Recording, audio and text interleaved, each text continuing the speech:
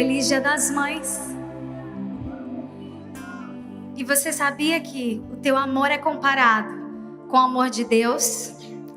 Como está escrito lá em Isaías, no capítulo 49, versículo 15. Haverá mãe que possa esquecer seu bebê que ainda mama e não ter compaixão do filho que gerou?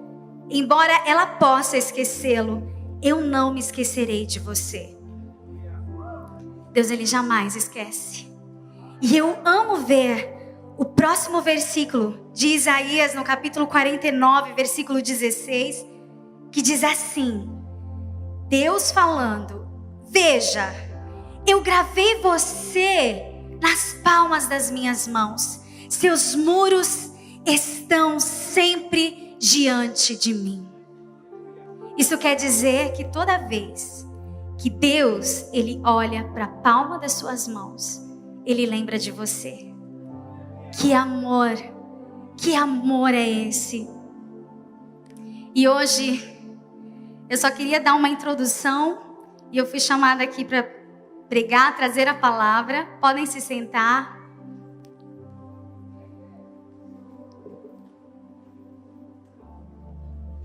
O amor de Deus é maravilhoso. E como comparar esse amor ao amor de mãe? Olha, vocês são vitoriosas, nós somos vitoriosas, porque hoje eu sou mãe também. Nós somos vitoriosas, e que amor o Senhor, Ele nos dá. Que amor é esse? É um amor constrangedor. E hoje, eu estava pensando no que eu traria para falar com vocês hoje. E eu falei assim, não é um culto de domingo, Dia das Mães, mas eu não quero falar apenas com as mães, eu quero falar com todos que estão aqui. E eu lembrei de algumas mulheres da Bíblia que têm exemplos para nos deixar. E cada vez que eu olhei para essas mulheres, eu me deparei com cada passo de fé que elas deram, e isso remete a nós também. Todos nós tivemos alguma mãe que deixou uma raiz dentro dos nossos corações. Minha mãe, minha avó. Hoje eu estou aqui fruto da fé delas, da oração delas.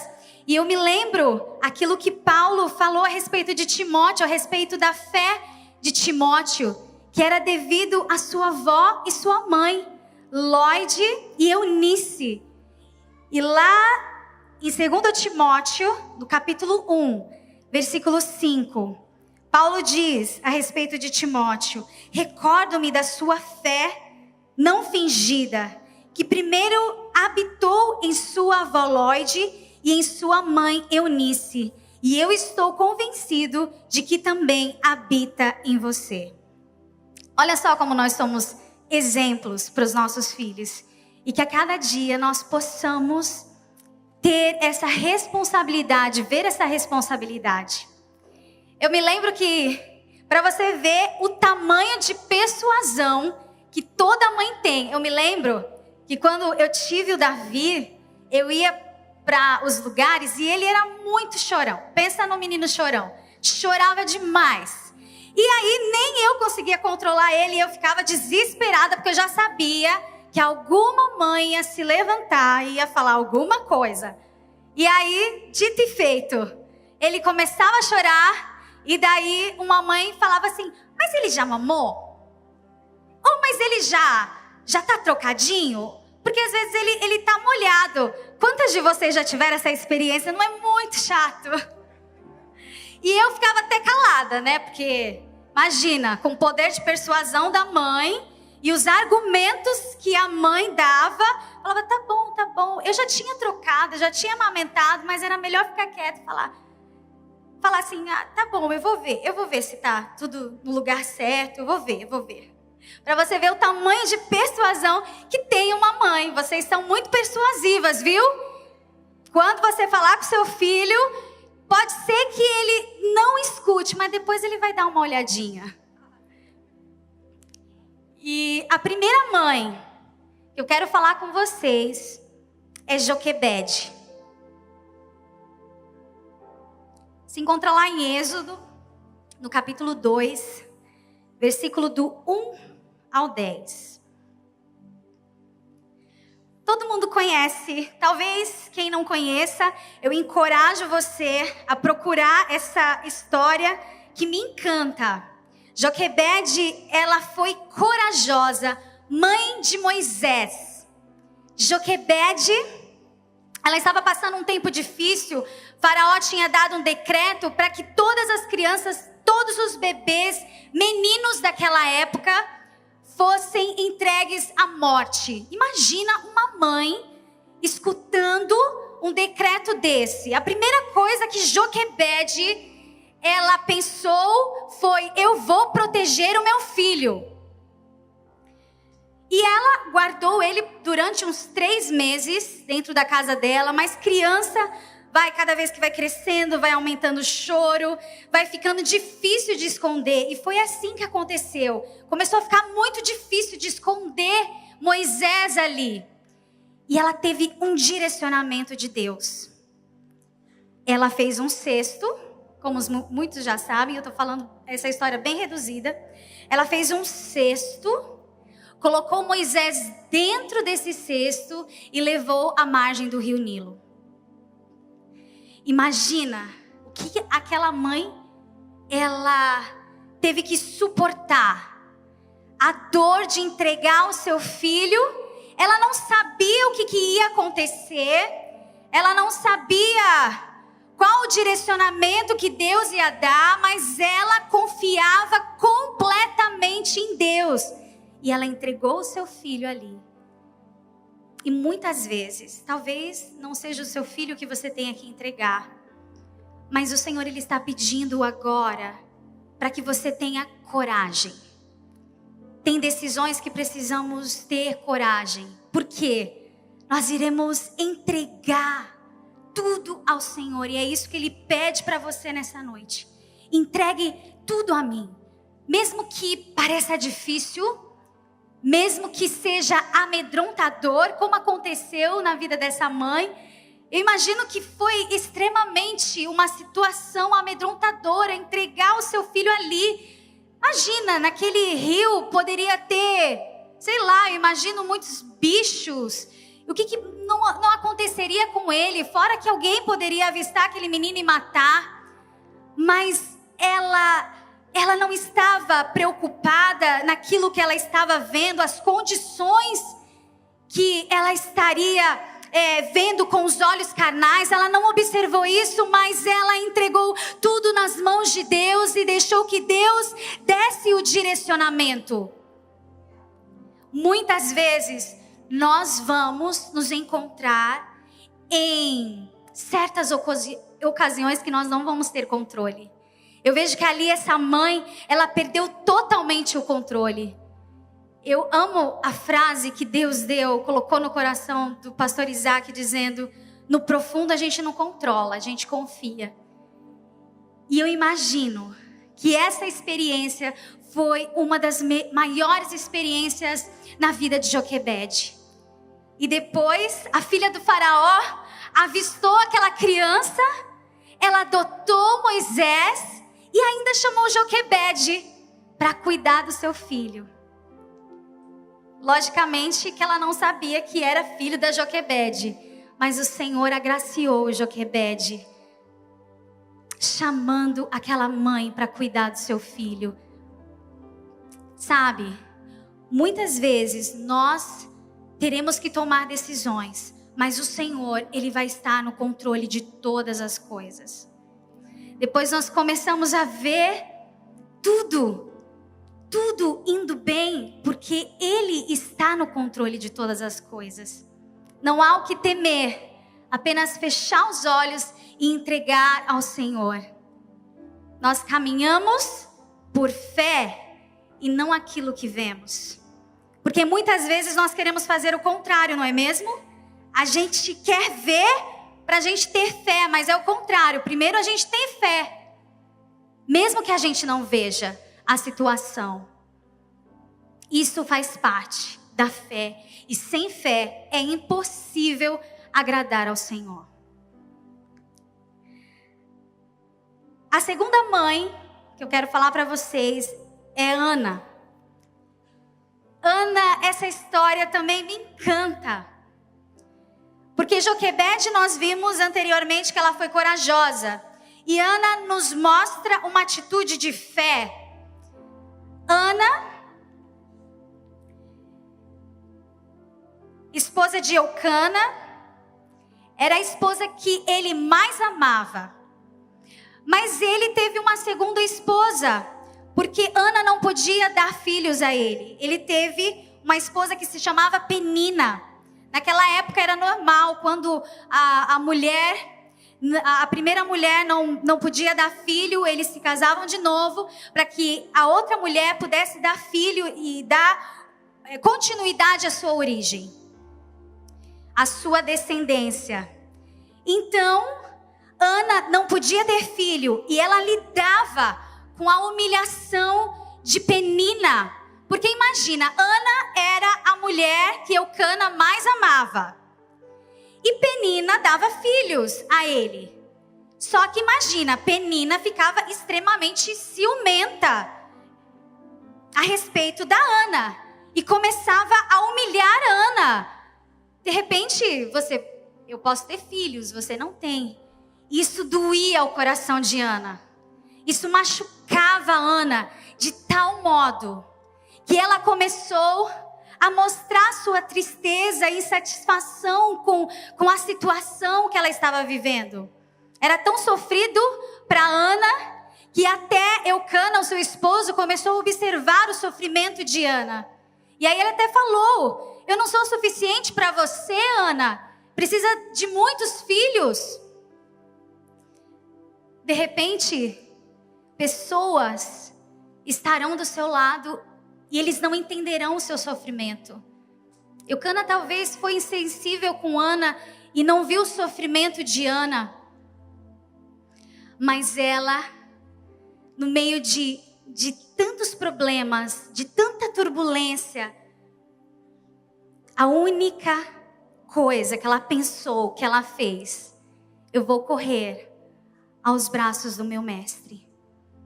Eu vou me derramar e me lançar na presença do meu Deus. E quantas vezes nós nos encontramos com muitas dificuldades, muitos problemas. Deus prometeu muitas coisas e não acontecem. Você, de repente, pode lidar com humilhações. Cadê esse Deus que você serve? Eu me lembro disso na vida de Jó. Jó, ele passou por uma situação difícil. Jó era um homem sincero, temente a Deus, mas ele passou por uma situação difícil. Deus permitiu que Satanás tocasse nas coisas que eram de Jó. E Jó teve doença, perdeu os filhos, como muitos de vocês sabem. E foi o tempo, nesse momento de aflição, foi o tempo que mais Jó se aproximou de Deus. E Deus se revelou a Jó. E eu vejo isso também na vida de Ana. Ana se derramou aos pés do Senhor.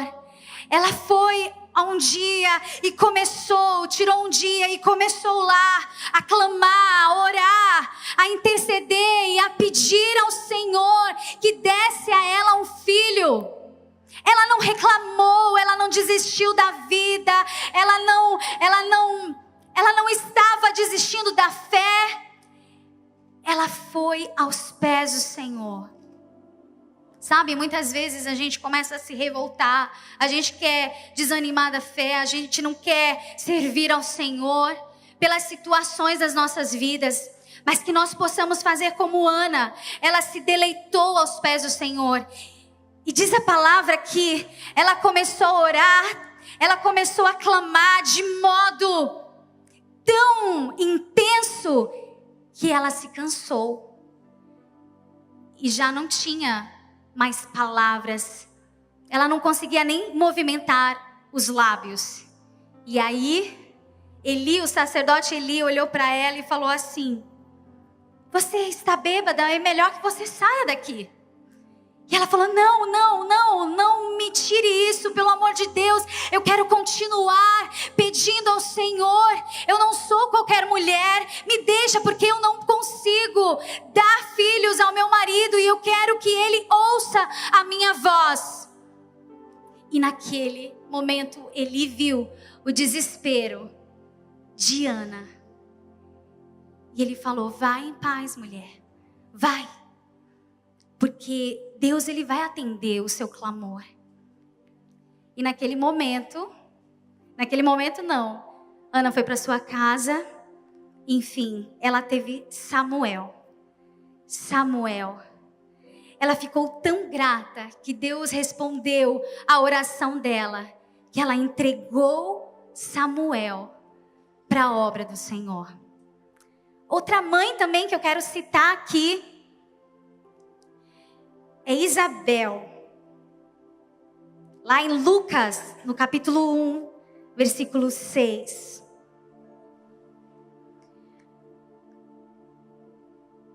Isabel, ela era casada com Zacarias. E olha como a Bíblia descreve esse casal. Ambos eram justos aos olhos de Deus, obedecendo de modo irrepreensível a todos os mandamentos e preceitos do Senhor. Isabel era casada com Zacarias. Era um casal praticamente que perfeito. Eles seguiam ao Senhor, eles obedeciam ao Senhor e aos seus mandamentos. Eles eram bem de vida. Só que Zacarias pedia um filho para Deus. E naquele momento eu imagino que eles já não estavam mais nem tão preocupados com isso, porque eles já não tinham idade para ter filhos. Isabel era estéril também. Mas eles não indagavam a Deus, eles seguiam servindo ao Senhor. E de repente, um dia, lá em Lucas, no capítulo 1, versículo 13, chegou o anjo. Mas o anjo lhe disse, chegou o anjo para Zacarias e disse: não tenha medo, Zacarias. Sua oração foi ouvida. Isabel, sua mulher, dará a você um filho e você lhe dará o nome de João. Zacarias até se assustou com medo. Imagina, ele tinha esperado, ele tinha orado sim. Mas em algum determinado momento ele falou: mas nós já somos velhos. E por causa disso que ele falou, o que aconteceu com Zacarias? Ele ficou mudo até João Batista nascer. Quantas vezes nós começamos a dizer palavras sem fé? E mais uma vez eu repito, que sem fé é impossível agradar a Deus. As nossas palavras, tem que sair bênção das nossas palavras. Não pode sair maldição. E sabe que eu vejo na vida desse casal a constância deles estarem na presença do Senhor. Eles também não reclamavam da situação. Eles seguiam servindo ao Senhor. E muitas vezes, quando a promessa do Senhor não chega, ou quando algo não chega na nossa vida, a gente começa a murmurar, esquece de tudo.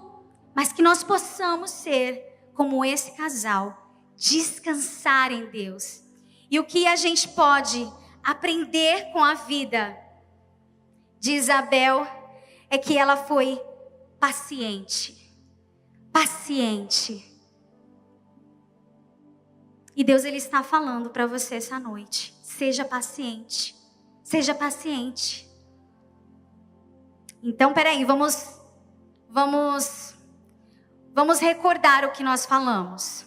Primeiro nós aprendemos com Joquebede, para a gente ser corajoso. Deus está falando, seja corajoso. Depois nós aprendemos com Ana, tenha fé, Seja um homem e uma mulher de fé.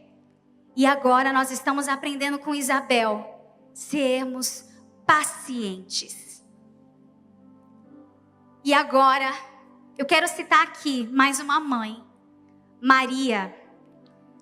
Todos vocês já conhecem a história de Maria, não é mesmo? Mãe de Jesus.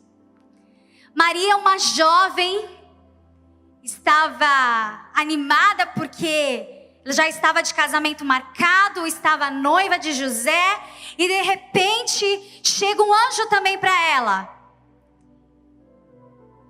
Imagina isso. Lá em Lucas, no capítulo 1, versículo 31 e 33. De repente ela está lá na vida dela normal, uma jovem sonhadora, e daí de repente chega um anjo, ela se espanta com aquilo.